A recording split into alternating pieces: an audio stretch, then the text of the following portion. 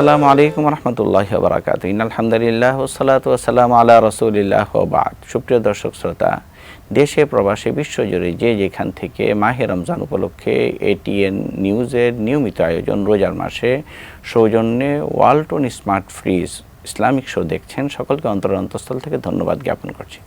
সুপ্রিয় দর্শক শ্রোতা, রমজান মাস হচ্ছে সহমর্মিতার মাস। রাসূল পাক সাল্লাল্লাহু আলাইহি ওয়াসাল্লাম এক হাদিসে বলেছেন, ওয়াহাযা শাহরুস সবরি ওয়াল মুআসার, সহমর্মিতার মাস হচ্ছে রমজান। তাই এই সহমর্মিতা আমরা কি কি ক্ষেত্রে পালন করতে পারি, এই বিষয়ে আমরা আজকে আলোচনা করব। আলোচনার জন্য স্টুডিওতে উপস্থিত হয়েছেন মৌলানা আবু সালেহ, নির্বাহী সদস্য, আন্তর্জাতিক ক্যাডার সংস্থা বাংলাদেশ। আসসালামু আলাইকুম ওয়া রাহমাতুল্লাহ। ওয়ালাইকুম আসসালাম ওয়া রাহমাতুল্লাহি ওয়া বারাকাতুহু। মুহতারাম, কেমন আছেন? আলহামদুলিল্লাহ, আপনি কেমন আছেন? আলহামদুলিল্লাহ, আল্লাহ পাক ভালো রেখেছেন।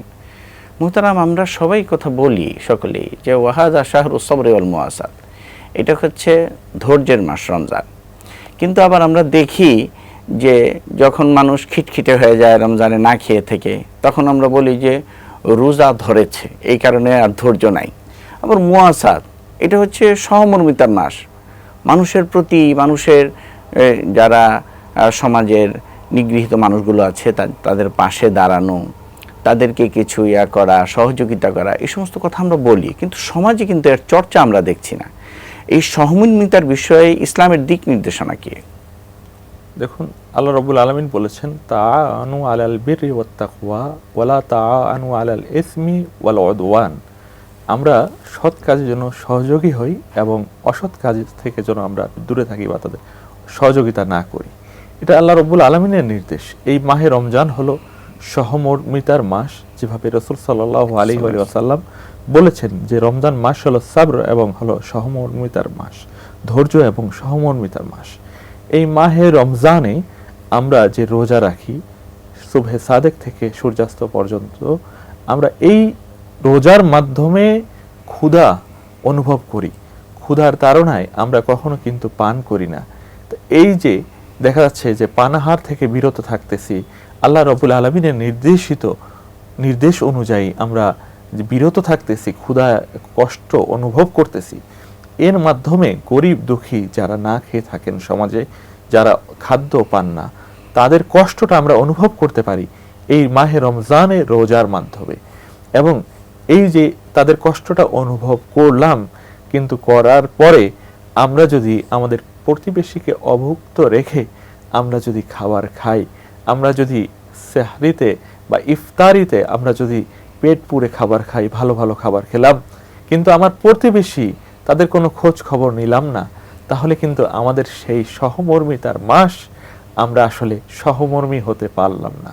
তাই এই মাসে আমাদের উচিত হবে যে যারা ধনী রয়েছেন, গরিবদের খোঁজ খবর নেওয়া, গরিবরা আসলে কি খাচ্ছে, কি অবস্থায় রয়েছে, আমরা যে এই কষ্টটা অনুভব করলাম, যে তাদের ক্ষুধা, তাদের যন্ত্রণা, এবং আমরা যদি তাদের পাশে দাঁড়াই ইফতারিতে, সাহরিতে এবং অন্যান্য সময়, তাহলেই আসলে এই যে মাহে রমজান সহমর্মিতার মাস, তাহলে এই সহমর্মিতার মাসের এই বিষয়টি আমরা আসলে আমাদের উপলব্ধিতে আসবে এবং এটা সার্থক হবে মাহে রমজানের রোজা আমাদের জন্য।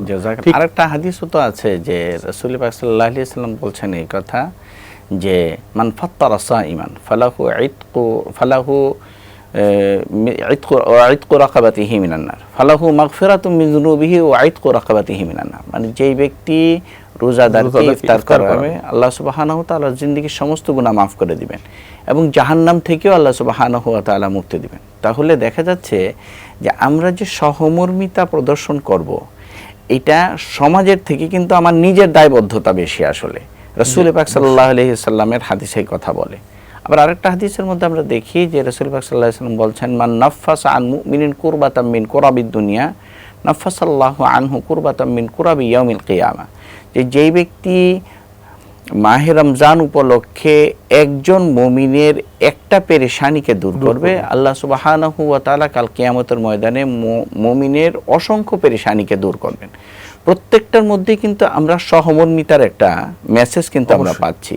তো আমাদের সমাজে আমরা সহমর্মিতার যে মেসেজগুলো ইসলামের দিক নির্দেশ অনুযায়ী আমরা কিভাবে বাস্তবায়ন করতে পারি? দেখুন, আল্লাহ রাব্বুল আলামিন বিভিন্ন জায়গায় সৎ ভালো কাজে সহযোগী হতে বলেছেন রাসূল সাল্লাল্লাহু আলাইহি ওয়াসাল্লাম, তার হাদিসগুলোতে আমরা দেখতে পাই। আমরা এই মাহে রমজানে কিভাবে মানুষের পাশে দাঁড়াতে পারি, এই বিষয়টা হলো যে এই যে সাহরি আমরা তাদেরকে শরিক করতে পারি, আমাদের সাহরিতে ইফতারে আমাদের দস্তরখানে তাদেরকে বসাতে পারি, তাদের সাথে একসাথে ইফতার করতে পারি।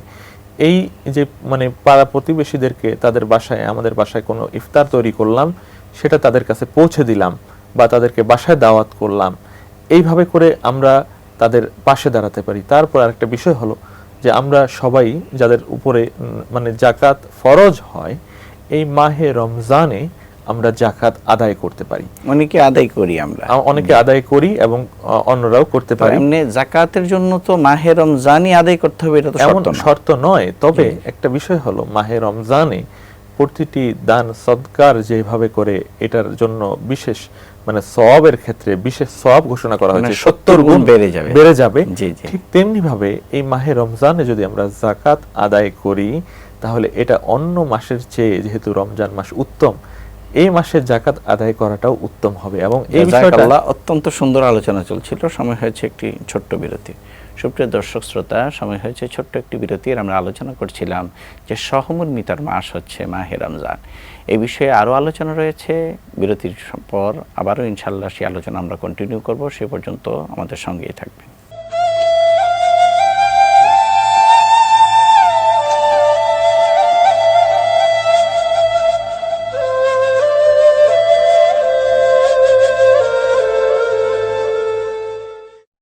আসসালামু আলাইকুম রহমতুল্লাহি ওয়া বারাকাতুহু। সুপ্রিয় দর্শক শ্রোতা, আমরা আলোচনা করছিলাম মাহে রমজান হচ্ছে সহমর্মিতার মাস। এই বিষয়ে আমরা আলোচনার জন্য স্টুডিওতে আমন্ত্রণ জানিয়েছি মৌলানা আবু সালেহকে। শেখ, আপনি আলোচনা করছিলেন যে আমরা দরিদ্রদের পাশে দাঁড়ানো, এর মাধ্যমে আমরা কি করতে পারি, সহমর্মিতা প্রকাশ করতে পারি। আমরা তো দেখি যে সমাজে দরিদ্রতা তো ঠিক আছে, অনেকেই কিন্তু দরিদ্রদের পাশে দাঁড়াচ্ছে, কিন্তু এরকম একটা শ্রেণী আছে সমাজে যে লা ইয়াসালুনা নাসা ইলহাফা, লজ্জার কারণে ওনারা কিন্তু চাইতে পারছেন না, মানে এরকম একটা স্ট্যাটাসে ওনারা বসবাস করছেন সমাজে, অথচ ওনাদের প্রয়োজন। ওনাদের বিষয়ে আমাদের সমাজে কিন্তু সহমর্মিতার বিষয়টি আমরা ওইভাবে গুরুত্ব দিই না। এই বিষয়টি সম্পর্কে আপনি কি বলবেন? দেখুন, সমাজে অনেক মানুষ রয়েছেন যারা অন্যের কাছে হাত পাতেন, আবার অনেকে আছেন যারা অর্থ কষ্টে ভোগেন কিন্তু কারো কাছে হাত পাততে পারেন না। তাদের আত্মসম্মান, আত্মমর্যাদা তাদেরকে এই কাজে বাধা দেয়। আমাদের উচিত হবে সমাজের প্রতিবেশী, আমাদের যারা প্রতিবেশী রয়েছে তাদের নিজেরা যেয়ে খোঁজ নেওয়া, যে তারা এসে হাত পাতবেন তারপরে আমরা তাদেরকে কিছু দান করব, এরকম না, বরং নিজেরা তাদের খোঁজ খবর নেওয়া। আল্লাহ রাসূল সাল্লাল্লাহু আলাইহি ওয়াসাল্লাম তিনি প্রতিবেশীর হক সম্পর্কে যে হাদিসগুলো রয়েছে সেখানে তিনি বলেছেন যে প্রতিবেশী মানে অভুক্ত থেকে যদি কেউ পেট পুরে খাবার খায় তাহলে তার আসলে প্রতিবেশীর হক আদায় হলো না। এই ধরনের অনেক তো পূর্ণ মুমিনও বলা হয়নি, পূর্ণ মুমিন। জি, অবশ্যই মুমিনের অবশ্যই একটা গুণাবলী হলো সে তার প্রতিবেশীর খোঁজ খবর নেবে। আর যার সুম্মাদার, এই ধরনের বিভিন্ন মানে প্রতিবেশী বলতে এখন কতটুকু, আমি আমার বাসার আশপাশে কতজন লোককে প্রতিবেশী ধরব? বাসার আশপাশ এই সম্পর্কে বলা হয়ে থাকে যে 40 ঘর বা 40 মনে করেন এখন আমাদের তো মানে শহরে অবস্থা, এখানে 40টা মনে করেন 40টা পরিবার, আমরা প্রাথমিক প্রতিবেশী হিসাবে 40টা পরিবার যারা আমাদের কাছাকাছি বসবাস করে তাদেরকে আমরা ধরতে পারি। আমি আরেকটি বিষয় বলছিলাম যে জাকাতের বিষয়টা, আমরা মাহে রমজানে জাকাত আদায় করি, দেখা যায় যে জাকাত আদায় করি এই ক্ষেত্রে অনেকে আমরা কাপড় কিনে দিই বা অন্য কোনো বস্ত্র বা এই ধরনের খাদ্য কিনে দিই। অনেক সময় দেখা যায় যে দোকানের সামনে টানানো থাকে কাগজ বা কোনো ব্যানার টানানো থাকে যে এখানে জাকাতের কাপড় পাওয়া যায়, এবং এত নিম্নমানের কাপড় দেওয়া হয় যে কোনো ব্যক্তি সেটা আর ব্যবহার উপযোগী থাকে না, লজ্জায় মানুষ সেটা আর ব্যবহার করতে পারে না। আমাদের এই জাকাত আদায়ের ক্ষেত্রে উত্তম হলো অর্থ দিয়ে জাকাত আদায় করা, যেন সেই ব্যক্তি নিজের প্রয়োজন অনুসারে কোনো কিছু কিনতে পারে, ক্রয় করতে পারে। আর যদি আমরা কোনো খাদ্য বা কোনো কাপড়ও যদি তাদেরকে দেই, তাহলে অবশ্যই আমাদের উচিত হবে উৎকৃষ্ট মানের খাবার, উৎকৃষ্ট মানের কাপড়, উত্তম কাপড় তাদেরকে দেওয়া, যেটা আসলে তারা ব্যবহার করতে পারবে। আবার আমরা এমন কোনো কিছু করে দিতে পারি যে একটি মানুষ তারা যেন মানে তাদের আয়ের উৎস হয়ে যায়, মানে স্বাবলম্বী হয়ে যায়। এই যে এক্ষেত্রে আমরা বিভিন্ন কিছু তাদের দোকান করে দিতে পারি, তাদের রিক্সা ভ্যান কিনে দিতে পারি, গরু ছাগল কিনে দিতে পারি, যেগুলোর দ্বারা তাদের আয় হবে এবং তাদের অন্য কারো কাছে আর হাত পাততে হবে না, তাদের অবস্থার পরিবর্তন হবে। এই ধরনের করতে পারি। এই জাকাতের ক্ষেত্রে অবশ্যই আমাদেরকে এই বিষয়গুলো মাথায় রাখা দরকার। আরেকটি বিষয় হলো যে জাকাত আমরা কেউকে দিলাম, কোনো দারিদ্রকে দিলাম, মানে এই নয় যে তার প্রতি দয়া করলাম। এটা আমাদের দায়িত্ব। আল্লাহ রাব্বুল আলামিনের পক্ষ থেকে আমাদের উপরে যে জাকাত ফরজ করা হয়েছে, আমরা যেন তাদেরকে জাকাত দেই, মানে কোনো ধরনের মানে আল্লাহর নির্দেশেই যেন দিই। তাদেরকে ছোট করা, তাদেরকে ডেকে এনে মানে বিভিন্ন ফটোশুট করা, তাদেরকে অপমান করা, কোনো ব্যক্তিকে অপমান করার অধিকার আল্লাহ রাব্বুল আলামিন আমাদেরকে দেয়নি। প্রতিটি মানুষেরই একটি নিজস্ব একটি মর্যাদা, সম্মান, ব্যক্তিত্ব। আমাদের তো এখন একটা মানে একটা হয়ে গেছে, এটা ট্রেন্ড দাঁড়িয়ে গেছে যে আমরা জাকাত দিই বা যাই করি, আমরা ফটোশুট করি এবং সেটা আমরা ফেসবুকে প্রচার করার একটা চেষ্টা করি। অথচ ইসলামে তো বলা হয়েছে যে সিররা ওয়া আলানিয়া, মানে আমরা প্রকাশ্যও দিতে পারি, গোপনেও দিতে পারি, কিন্তু গোপনে দেওয়াটা হচ্ছে শ্রেষ্ঠতর, উত্তম। আমাদের এই বিষয়টিকে আপনি কিভাবে দেখছেন? দেখুন, আমাদের অবশ্যই গোপনে দেওয়া উত্তম। আমরা যদি গোপনে দান করি সেটা আমাদের জন্য উত্তম হবে এবং সেটা শুধুমাত্র যিনি গ্রহণ করতেছেন তিনি জানবেন এবং মহান রব্বুল আলামিন তিনি জানবেন।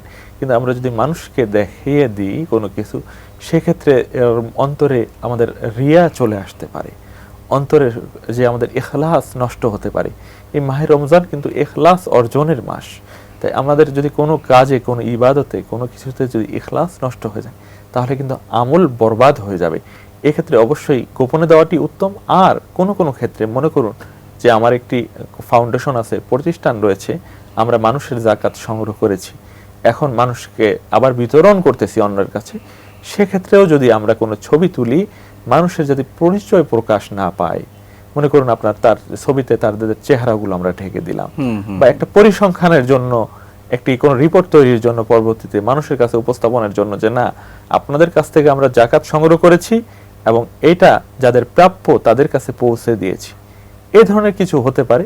কিন্তু কোনো ব্যক্তির পরিচয় প্রকাশ করে তাকে ছোট করা, তার সম্মানকে ক্ষুণ্ণ করা কখনোই আমাদের উচিত। সহমর্মিতার বিষয়গুলো যদি আমরা বিস্তারিত আলোচনা করি, সেখানে তো ওল্ড হোমে যে সমস্ত আমাদের মা বোনেরা আছেন, মা বাবারা আছেন, তারাও কিন্তু এর অন্তর্ভুক্ত হবে। আপনি কি মনে করেন? আমাদের দেশে দেখা যায় যে এতিম মিসকিনদের আমরা খুব সহমর্মিতা দেখাই, অথচ ওল্ড হোমে যারা আছে, আমার আশপাশে যদি এরকম কোনো বৃদ্ধ পরিবার থাকে যাদেরকে দেখশুন কেউ নাই, তাদের প্রতি যে আমাদের একটা সহমর্মিতার প্রদর্শন করার দরকার, এইটি রমজান উপলক্ষে আপনি কি বলবেন এই বিষয়টিকে? দেখুন, আমাদের সমাজে মানে এই যে আমরা এতিম মিসকিনদের খোঁজ খবর নিই, কিন্তু এই যারা বিভিন্ন ওল্ড হোমে যারা থাকেন, তাদের হয়তো নিঃসন্তান, তাদের কোনো সন্তান নেই যে তাদেরকে প্রতিপালন করবে, তারা সেই ওল্ড হোমে আশ্রয় নিয়েছেন, সেখানে বসবাস করতেছেন। আমাদের উচিত হবে তাদের খোঁজ খবর নেওয়া এবং তাদের প্রতিবেশী যারা থাকবেন, কাছাকাছি থাকবেন, বিশেষ করে তাদের দায়িত্ব হবে এইসব ব্যক্তিদের খোঁজ খবর নেওয়া। জাযাকাল্লাহ, অত্যন্ত সুন্দর আলোচনা হয়েছে। আমাদের দর্শকরা ইনশাআল্লাহ আলোচনা থেকে উপকৃত হবেন। সুপ্রিয় দর্শক শ্রোতা, আমরা আলোচনা করছিলাম যে সহমর্মিতার মাস, সহমর্মিতার যে বিভিন্ন সেক্টরগুলো আছে এগুলো আমরা হাইলাইট করেছি। আপনারা ইনশাআল্লাহ এর উপর আমল করবেন। আল্লাহ সুবহানাহু ওয়া তাআলা আমাদের তৌফিক দান করুক। আজকে এই পর্যন্ত, আগামী অনুষ্ঠানে আবার দেখা হবে। সেই পর্যন্ত ভালো থাকবেন, সুস্থ থাকবেন। আসসালামু আলাইকুম ওয়া রাহমাতুল্লাহি ওয়া বারাকাতুহু।